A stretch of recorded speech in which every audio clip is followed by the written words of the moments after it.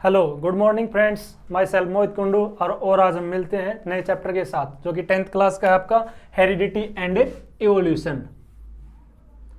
Heredity and evolution.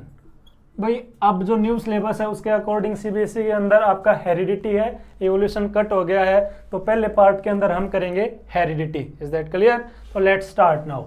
सबसे पहले हम जिक्र करते हैं भाई जेनेटिक्स का। What is genetics? तो study of inheritance and variation. Study of inheritance and variation, that is called genetics. अब देखिए भाई, आपकी दो वर्ड है यहां पर, एक तो है इनहेरिटेंस और एक आई है वेरिएशन। इनहेरिटेंस क्या होते हैं भाई? Transmission of characters from parents to progeny. Transmission of characters from parents to progeny. भाई माता पिता से बच्चों के अंदर गुणों का जाना या गुणसूत्रों का जाना, उसको आप क्या बोलते हो? इनहेरिटेंस। और वेरिएशन आपकी दो तरह की होती है भाई। एक सोमेटिक वेरिएशन हो सकती है और एक होती है जर्म सेल। जो सोमेटिक सेल वेरिएशन होती है भाई आपकी, ये नेक्स्ट जनरेशन में नहीं जाती। मान लो मेरी स्किन के अंदर कोई चेंज आ गया तो जरूरी थोड़ी है कि ये हमारे बच्चों के अंदर भी ट्रांसफर होगा। Is that clear? जबकि जो जर्म सेल है ये इनहेरिटेड होती है भाई। जैसे कि अगर हमारे एग या स्पर्म के अंदर कोई भी चेंजेस आया है तो नेक्स्ट जनरेशन के अंदर जाएगा भाई। अब आपका आता है यहाँ पर मेंडल, जो कि फादर ऑफ जेनेटिक्स थे। Father of genetics Mendel. इनके बारे में आपको पता होना चाहिए भाई। सीबीएसई और एचबीएसई दोनों बोर्ड के अंदर यहाँ से क्वेश्चन पूछा जाता है। इनकी बर्थ कब हुई? 1822। और ये इनकी डेथ कब हुई थी भाई? 1884। ये इनका टाइम ड्यूरेशन था भाई लाइफ पीरियड का। Is that clear? इन्होंने पी प्लांट के ऊपर काम किया। किसके ऊपर काम किया? P plant. जो कि डायरेक्ट क्वेश्चन पूछते हैं आपका, इसका साइंटिफिक या बायोलॉजिकल नेम क्या होता है? पाइजम स्टाइवम। पाइजम स्टाइवम। ये अंडरलाइन कर दिया भाई। आपकी एक वीडियो भी डाल रखी है बायोलॉजिकल नोमेनक्लेचर के हिसाब से। Is that clear? इसने इसके ऊपर 7 साल काम किया था भाई। कब से कब तक? 1856 से लेकर 1863। 7 साल इसके ऊपर काम किया भाई। इसकी डेथ के 16 after Mendel's death 16 years later his work rediscovered। his work rediscovered। भाई 1900 के अंदर 1900 के अंदर आपके 3 साइंटिस्ट आए और जिन्होंने मेंडल के काम को क्या किया था? रीडिस्कवर। Is that clear? अब एक क्वेश्चन पूछते हैं कि मेंडल ने पी प्लांट क्यों सिलेक्ट किया था? Why Mendel selected pea plant for his work? तो इसके पीछे रीजन है भाई, जो पी प्लांट है उसके सारे के सारे कैरेक्टर क्या हैं? इजीली ऑब्जर्वेबल हैं। All characters are easily observable. दूसरा भाई, शॉर्ट लाइफ स्पैन, 3 से 4 मंथ का इसका लाइफ स्पैन होता है।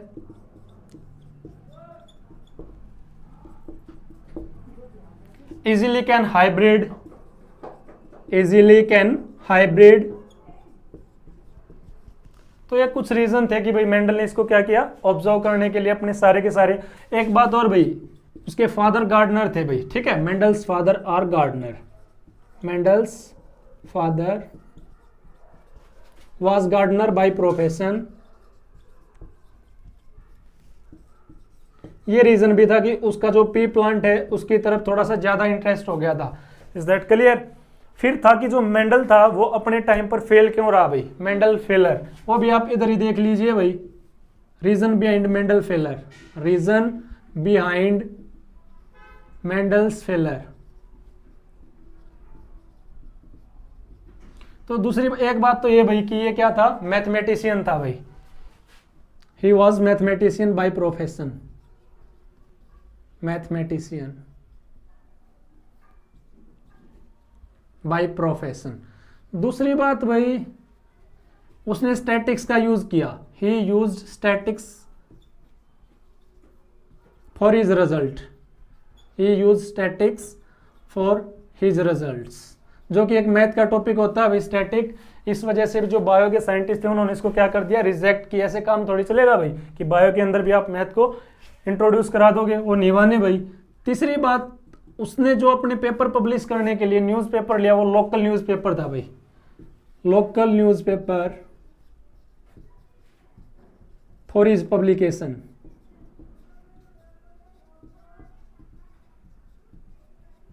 Is that clear? आप इसका स्क्रीनशॉट ले लीजिए। इसके बाद हम करेंगे टर्मिनोलॉजी यूज्ड इन जेनेटिक्स। अब करेंगे हम टर्मिनोलॉजी यूज्ड इन जेनेटिक्स। तो टर्मिनोलॉजी में क्या क्या चीज आती है भाई? यहां पर सबसे पहले आपकी टर्म आती है जीन। जीन क्या होती है भाई? Physical unit of inheritance, physical unit of inheritance. अब जीन के अलावा इसका क्या टर्म आएगा आपका भाई?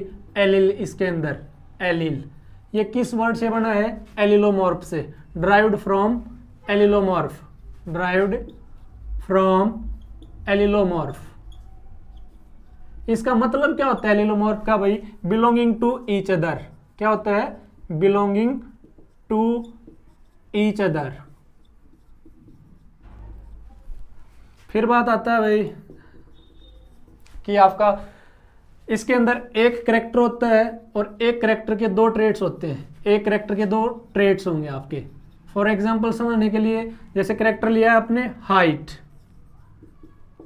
तो इसके ट्रेट क्या क्या होंगे भाई? दो होंगे, एक तो टॉल और दूसरा ड्वार्फ। और टर्म यूज होती हैं भाई इसके अंदर, वो क्या क्या है? Genotype, genetic makeup of an organism, genetic makeup of an organism, उसको क्या बोलोगे आप? जीनोटाइप। फिनोटाइप किसको बोलते हो भाई?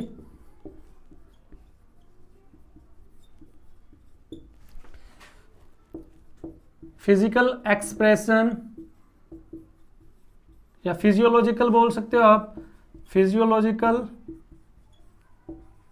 Expression of an organism. फिर इसके बाद आपका आता है भाई प्रोजिनी। किसको बोलते हो आप? ऑफस्प्रिंग। किसको? सबसे पहले आप याद रखना सिबलिंग। सिबलिंग क्या होता है भाई? Progeny of same parents, progeny of same parents at different time, at different time. Offspring किसको बोलते हो भैया आप? Progeny of sexual reproduction, progeny of sexual reproduction. फिर बात आएगी आप किसके अंदर? Homozygous, heterozygous. क्या होते हैं? Homozygous.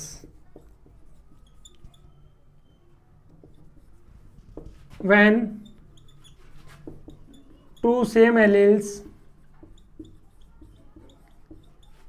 come together in zygote। For example देखिए आप इसका, कैपिटल टी, स्मॉल टी, अगर ये आए तो ये किसका एग्जाम्पल है? होमोजाइगस। एक टर्म आती है heterozygous. when two different alleles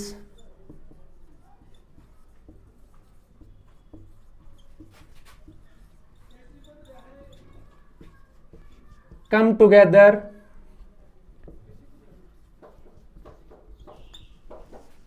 in zygote, that is called heterozygous। इसका एग्जाम्पल है आपका capital T, small T. Is that clear? एक बार आप इसका स्क्रीनशॉट ले लीजिए भाई।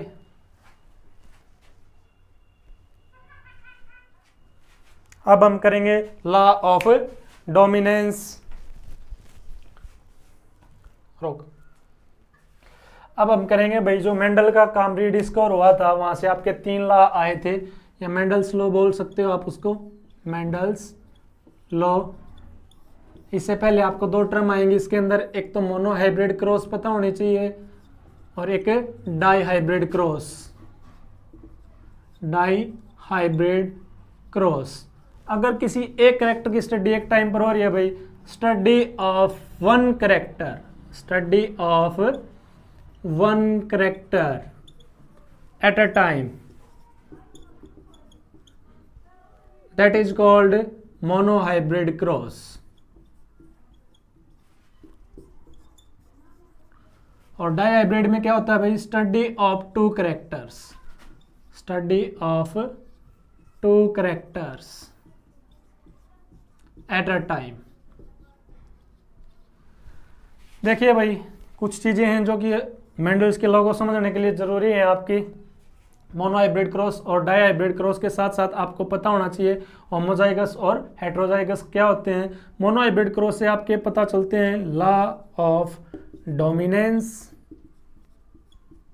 And law of segregation, law of segregation.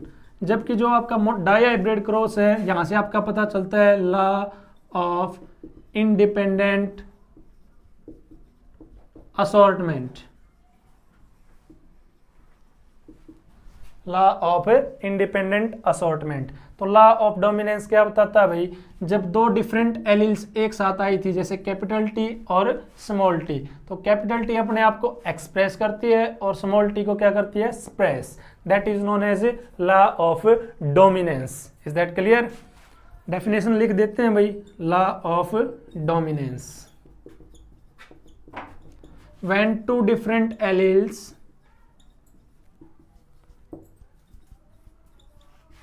come together,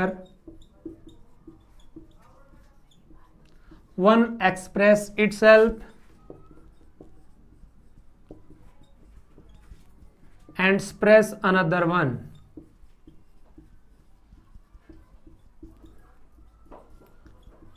That is known as law of dominance.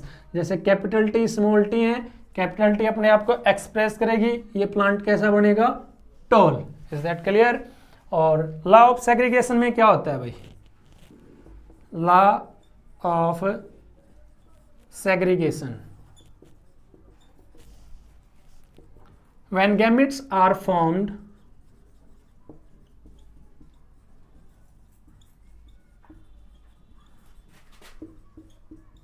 both alleles go into gametes via process meiosis। जैसे जब gamete बनेंगे तो एक के अंदर कैपिटल टी चली जाएगी भाई और एक के अंदर स्मॉल टी चली जाएगी, तो इसको आपने क्या बोला है, लॉ ऑफ सेग्रीगेशन। इसका आप स्क्रीनशॉट ले लीजिए भाई, फिर करेंगे हम law of segregation independent assortment. 2 हो गए आपके। अब देखिए भाई, लॉ ऑफ इंडिपेंडेंट असॉर्टमेंट, जब 2 जीन अपने एक साथ आएंगे भाई, when 2 different alleles come together, different alleles come together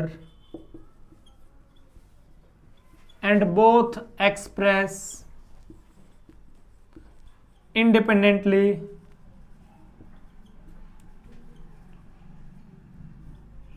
that is called law of independent assortment, law of independent assortment. ये डाइहाइब्रिड क्रॉस करके जब मैं आपको बताऊंगा कि जो कि मेंडल ने एग्जांपल लिया था भाई, जो सीड की शेप और कलर लिया था, सीड शेप एंड कलर, तो एक बार ये आप इसकी डेफिनेशन या स्क्रीनशॉट ले सकते हो। इसके बाद हम मोनोहाइब्रिड और डाइहाइब्रिड क्रॉस करके देखेंगे। Is that clear?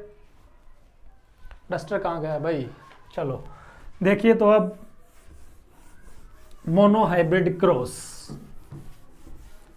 थोड़ा सा इंपॉर्टेंट है, ये +2 के अंदर भी आता है और 10th का तो है ही है, बोर्ड के हिसाब से दोनों क्लास में इंपॉर्टेंट टॉपिक है। मोनोहाइब्रिड क्रॉस, मेंडल ने क्या लिया भाई,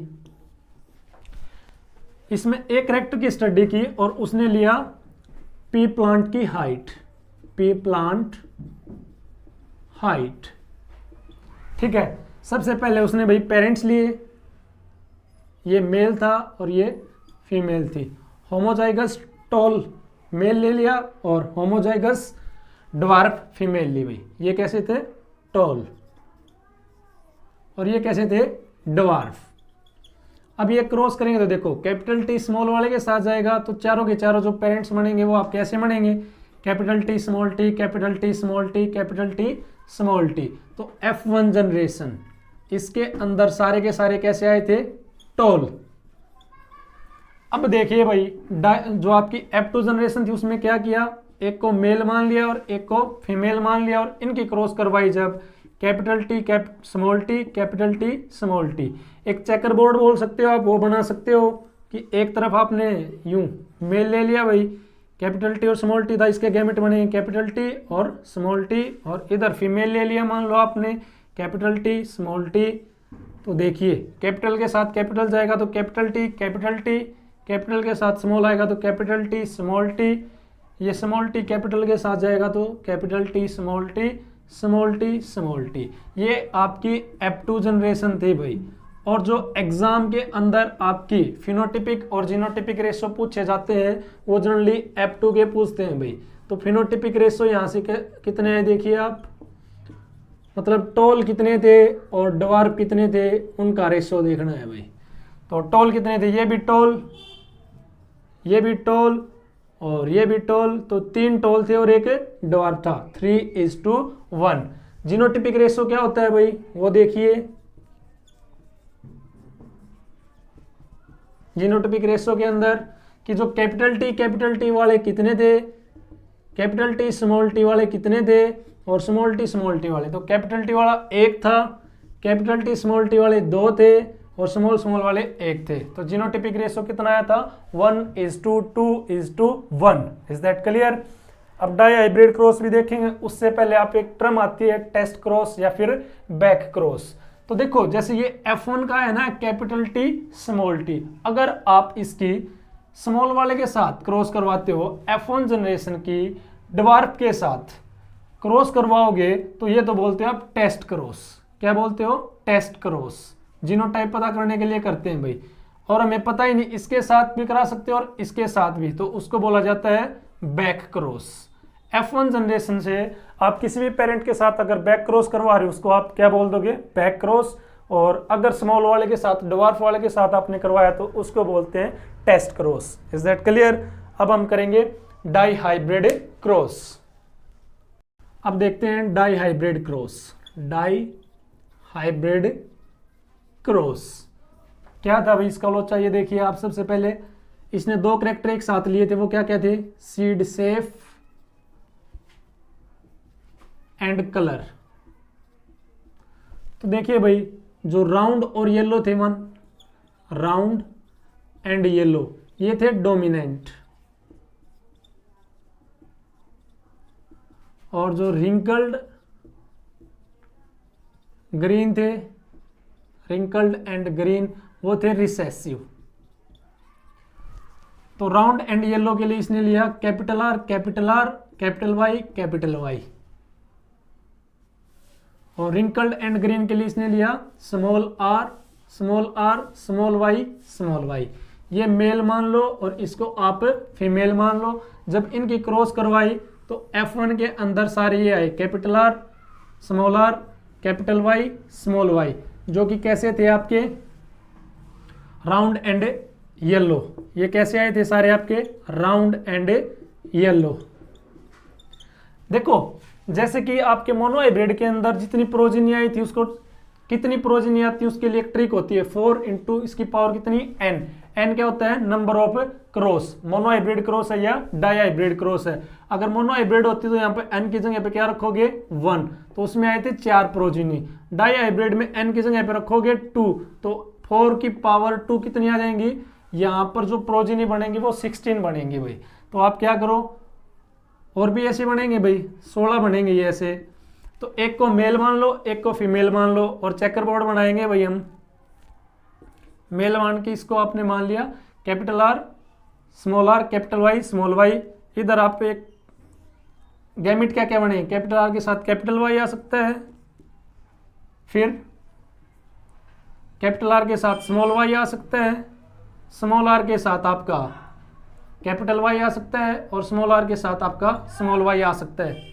सेम इधर लिखेंगे, कैपिटल आर के साथ कैपिटल वाई, कैपिटल आर के साथ स्मॉल वाई, स्मॉल आर के साथ कैपिटल वाई, और स्मॉल आर के साथ स्मॉल वाई।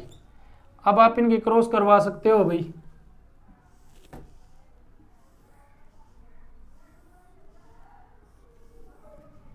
तो देखो क्या आता है इसके अंदर, ये चेकर बोर्ड आप कंप्लीट करोगे और कमेंट के रूप में उसको अपलोड करोगे पिक। तो कैपिटल आर के साथ जाएगा तो ये आ गया, कैपिटल वाई हो गया, capital R capital Y small Y, capital R small R, capital Y, capital R small R, capital Y small Y, capital R capital Y small Y, capital R small Y. तो देखो ये table आप complete करोगे। मैं इसका phenotypic या genotypic जो ratio आपसे पूछा जाता है वो लिख देता हूँ। इसका जो आपका फिनोटिपिक रेशो क्या आएगा भाई, फिनोटिपिक रेशो वो आता आपका 9:3:3:1। और इसमें आप ये बताओगे कमेंट के रूप में कि 9 क्या है। आपके जो आएंगे वो देखेंगे आप, राउंड एंड येलो, ये कितने आए, round and wrinkled, round and yellow, round and green. और फिर आएंगे आपके रिंकल्ड और येलो कितने आए, रिंकल्ड एंड येलो और रिंकल्ड एंड ग्रीन।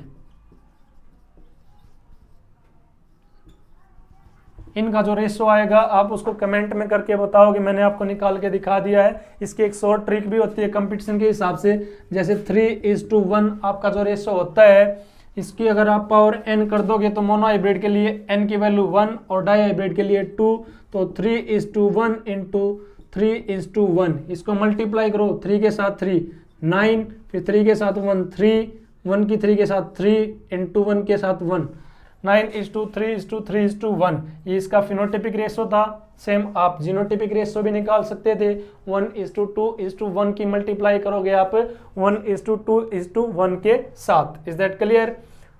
कुछ एक टॉपिक और है इसके अंदर, जैसे कि इंडिपेंडेंट असॉर्टमेंट तो हो गया आपका, लॉ ऑफ कोडोमिनेंस वो बताऊंगा भाई मैं। अब स्क्रीनशॉट ले सकते हो आप इसका। अब करेंगे लॉ ऑफ कोडोमिनेंस। इस पर भी कई दफा आजकल क्वेश्चन पूछ लेता है भाई बोर्ड आपका, सीबीएसई हो चाहे एचबीएसई। इसमें क्या होता है, जब दो डिफरेंट एलिल्स एक साथ आए और दोनों अपने आप को एक्सप्रेस कर दें, when both alleles come together and express themselves, that is known as law of codominance। इसका बहुत ही अच्छा एक एग्जाम्पल है AB ब्लड ग्रुप। ठीक है, आप मल्टीपल एलील का भी बोल सकते हो, मल्टीपल एलील।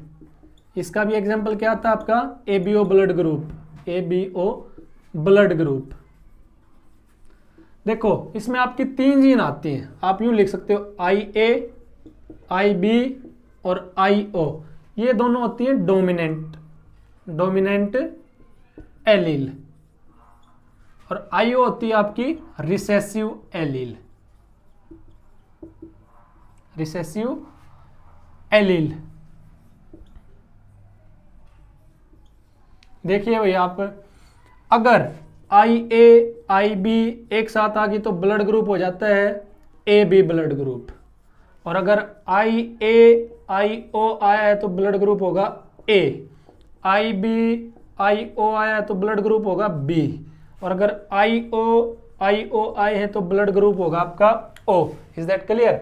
इसमें बहुत अच्छे अच्छे क्वेश्चन बनते हैं भी, पेरेंट डिटेक्ट वगैरह भी कर सकते हो आप कि अगर माता का ब्लड ग्रुप ये है और फादर का ब्लड ग्रुप ये है तो बच्चे का ब्लड ग्रुप क्या हो सकता है। फॉर एग्जांपल अगर मैं मानूं कि किसी बच्चे का ब्लड ग्रुप AB है तो उसके फादर का ब्लड ग्रुप क्या रहा होगा, या यूं बोल सकते हो आप फादर का ब्लड ग्रुप क्या है AB और मदर का ब्लड ग्रुप है O, तो बच्चे का ब्लड ग्रुप क्या O हो सकता है? तो नहीं हो सकता भाई। बच्चे का जो चाइल्ड होगा उसका ब्लड ग्रुप O नहीं आ सकता, ठीक है। Child blood group O can not be possible, O can not be possible. इसको आप क्रॉस करके भी दिखा सकते हो, जैसे AB ब्लड ग्रुप है इसके लिए IA IB और O है अगर मदर का, ये क्या था फादर, मदर का इधर बनाते हैं IO IO। IA के साथ I हो जाएगा तो ब्लड ग्रुप क्या हो जाएगा बच्चे का A, IA के साथ IO तो अभी क्या हो जाएगा A ब्लड ग्रुप, इन दोनों केस में A। IB इसके साथ जाएगा तो IB IO B blood group, और इसके साथ जाएगा तब भी IB IO B blood group. तो इस केस में बच्चों के ब्लड ग्रुप क्या हो सकते हैं, A हो सकता है और B हो सकता है। Is that clear?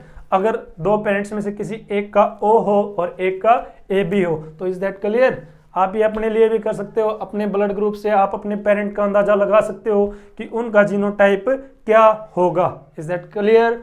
एक आता है आपका लॉ ऑफ इनकम्प्लीट डोमिनेंस, वो कई दफा आपका एग्जाम में देखो बुक में तो दे नहीं रखा फिर भी बता देता हूं। इनकम्प्लीट डोमिनेंस में क्या होता है,